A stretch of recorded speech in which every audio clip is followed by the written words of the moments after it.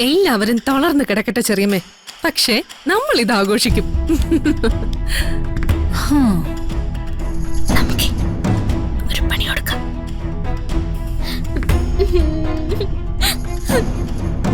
രാധിക, രാധിക, രാധിക താനിങ്ങനെ കരയാതെ. വരുണും പ്രിയങ്കയും തമ്മിൽ പിരിയാൻ 25 കോടി രൂപ പ്രിയങ്ക ആവശ്യപ്പെട്ടു. കൊടുക്കാമെന്ന് സമ്മതിച്ചു. പക്ഷേ ആ തുക കൊടുക്കാൻ പറ്റിയില്ല. അയ്യോ, അതെന്താ പറ്റാതിരുന്നത്? കുടുംബകാര്യങ്ങൾ അറിഞ്ഞില്ലെന്ന് വേണ്ട. കണിമംഗലം ഗ്രൂപ്പിൽ എന്തോ വ്യാപകമായ തിരിമറികൾ നടന്നിട്ടുണ്ടോ എന്ന് സംശയമുണ്ട്.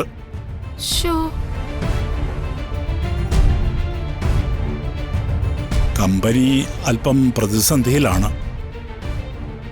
എന്റെ ദൈവമേ, എന്താ ഈ കേക്കുന്നത്? ഏട്ടനും ചന്ദ്രേട്ടനും കൂടി നടത്തിക്കൊണ്ടിരുന്നപ്പോ ഒരു പ്രശ്നവുമില്ലാതെ നോക്കിയിരുന്നതല്ലേ? ഇപ്പൊ അതിന്റെ അവസ്ഥ കണ്ടോ? കമ്പനിയിലെ പ്രശ്നങ്ങൾക്ക് കാരണം കണ്ടെത്തിയിട്ടില്ല ഉർവശി. അന്വേഷിച്ചു നോക്കുമ്പോ അറിയാം ഏത് സമയത്താ ആരാ ഇതൊക്കെ തുടങ്ങി വച്ചേക്കുന്നതെന്ന്.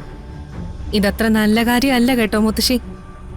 സംഗതി കമ്പനിയിലെ കാര്യങ്ങൾ കേൾക്കുമ്പോ നല്ല വിഷമം തോന്നുന്നുണ്ട്. പക്ഷേ മുത്തശ്ശി ശ്രമിക്കുന്നത് ചെറിയച്ഛൻ കമ്പനിയിൽ ഉണ്ടായിരുന്ന സമയത്ത് എന്തെങ്കിലും ചെയ്തു എന്ന് പറയാനാ. അതല്ലാന്ന് തെളിയിക്കാൻ നിനക്ക് പറ്റൂ? അമ്മേ, അങ്ങനൊന്നും പറയണ്ടമ്മേ. അങ്ങേര് ജയിലിൽ കിടക്കുക എന്ന് കരുതിയിട്ട് ചന്ദ്രേട്ടനെ കുറിച്ച് എന്ത് പറഞ്ഞാലും കേട്ടു നിൽക്കാൻ എനിക്ക് കുറച്ച് ബുദ്ധിമുട്ടുണ്ട്. കമ്പനി ഇപ്പൊ നോക്കി നടത്തുന്നത് വരണല്ലേ? വരുണിന്റെ പിടിപ്പുകേട് കൊണ്ടാണെങ്കിലോ ഇത് സംഭവിച്ചത്? ഉർവശി, അല്ലമ്മേ, ചെറിയമ്മ പറയുന്നതിലും കാര്യമുണ്ടല്ലോ. ഇതിന്റെ കാര്യവും കാരണമൊക്കെ ആദ്യം ചോദിക്കേണ്ടത് വരുണിനോടല്ലേ? നിങ്ങൾ ഈ കാര്യത്തിൽ ഇടപെടണ്ട. തിടുക്കപ്പെട്ട് ചോദിക്കുന്ന കണ്ടപ്പോ പരമേശ്വരൻ പറഞ്ഞേ ഉള്ളൂ. അല്ലെങ്കിലും നമ്മളെ ഒഴിവാക്കുകയും തള്ളിക്കളയുകയും ഒക്കെ ചെയ്യുന്നതാണെന്ന് നമുക്കറിയാം. എന്നാലും നമുക്ക് ചോദിക്കാതിരിക്കാൻ വയ്യല്ലോ. വാ കൽപ്പനെ, സംഭവിച്ച കാര്യങ്ങളിലല്ല, നമ്മൾ ചോദിക്കുന്നതിലാണ് ഇവർക്ക് ബുദ്ധിമുട്ട്.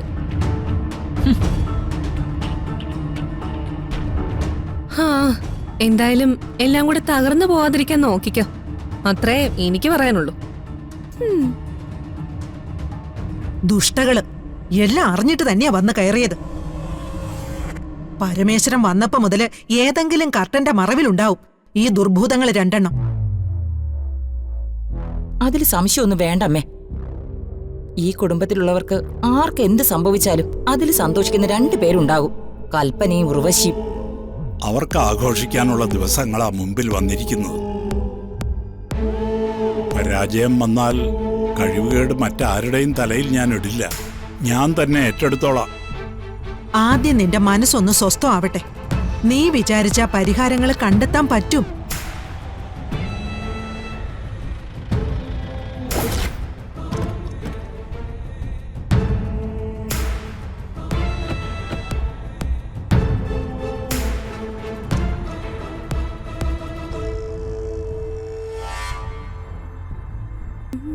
കൽപ്പന, കേക്ക് ഓർഡർ ആയില്ലേ?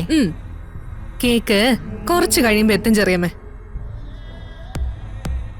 വരുണ്ണെ രാധികയും എന്നേക്കുമായി ഒരുമിപ്പിക്കാൻ പോയിട്ട് അവസാനം പ്രിയങ്ക തന്നെ വരുണിനോടൊപ്പം ജീവിക്കാൻ വരുമല്ലോ.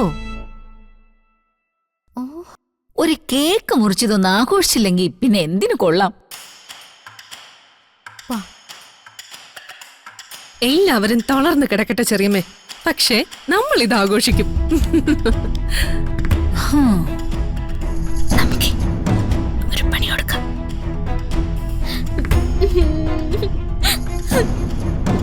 രാധിക, രാധിക, രാധിക താനിങ്ങനെ കരയാതെ. കരയാതെ പിന്നെ ഞാൻ എന്ത് ചെയ്യാനാ? ഞാൻ എത്രമാത്രം പ്രതീക്ഷിച്ചെന്നറിയോ? നമ്മുടെ ജീവിതത്തിന് ഈ ഒരു തടസ്സം ഉണ്ടാവില്ല എന്ന് കരുതി. എന്നിട്ടത് നടന്നു. ഈ ജീവിതത്തിൽ ഞാൻ ആഗ്രഹിച്ച എന്തെങ്കിലും നടന്നിട്ടുണ്ടോ? രാധികേ, എന്തു പറ്റി? എന്തിനെങ്ങനെ കരയുന്നേ? ഓ, മനസ്സിലായി മനസ്സിലായി.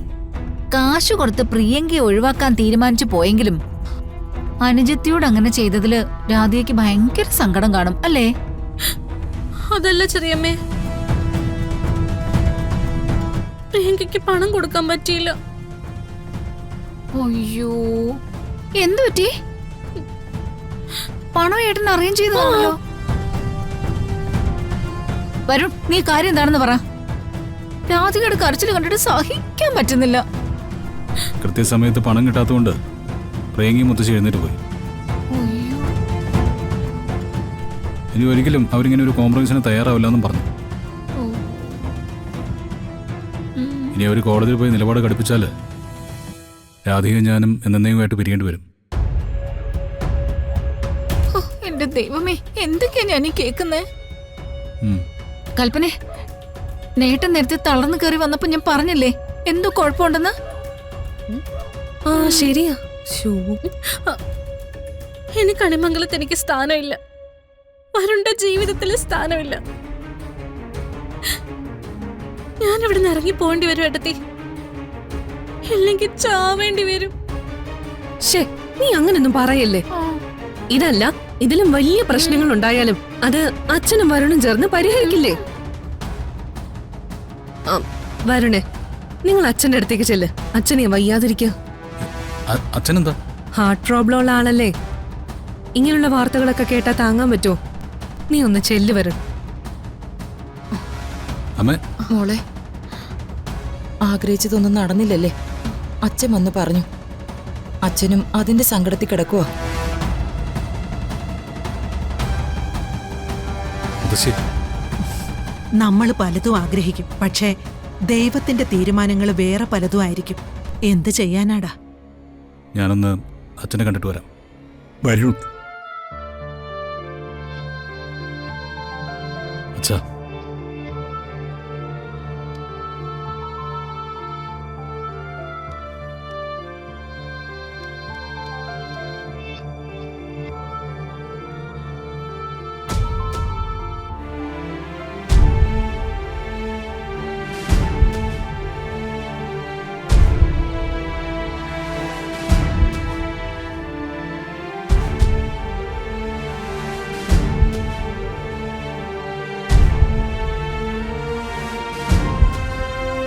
അച്ഛൻ തോറ്റുപോയടാ.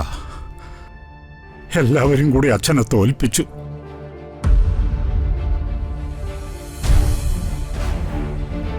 അല്ല, ഏട്ടന്റെ ഭാഗത്തും തെറ്റുണ്ട്. ഒരുറപ്പില്ലാതെ ഇത്രയും വലിയ തുക കൊടുക്കാന്ന് എങ്ങനെയാ ഏൽക്കുന്നത്?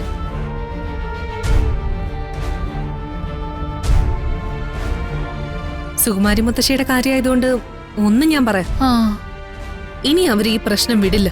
മിക്കവാറും വരുണിനെ അവര് കമ്പിയഴി എണ്ണിക്കും.